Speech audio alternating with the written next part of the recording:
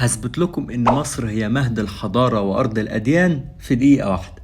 أول حاجة صليت صلاة الجمعة في مسجد عمرو بن العاص رضي الله عنه، أول جامع في إفريقيا، والصلاة كانت جواه شعورها مميز وكأنك حاسس إنك رجعت بالزمن لأيام الصحابة.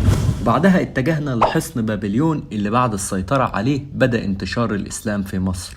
ولو مستغرب التيشيرت اللي انا لابسه فخليك للاخر وهتعرف ايه ده. وبعدها اتجهنا للكنيسة المعلقة واللي تم انشائها على برجين من ابراج حصن بابليون، وتبعد عن مسجد عمرو بن العاص حوالي 200 متر بس.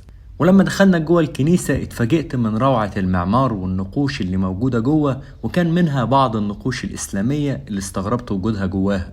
وبعدها شفنا خريطة لرحلة العائلة المقدسة من بيت لحم في فلسطين إلى أسيوط جنوب مصر، هروبا من الاضطهاد الروماني لسيدنا عيسى عليه السلام والسيدة مريم العذراء.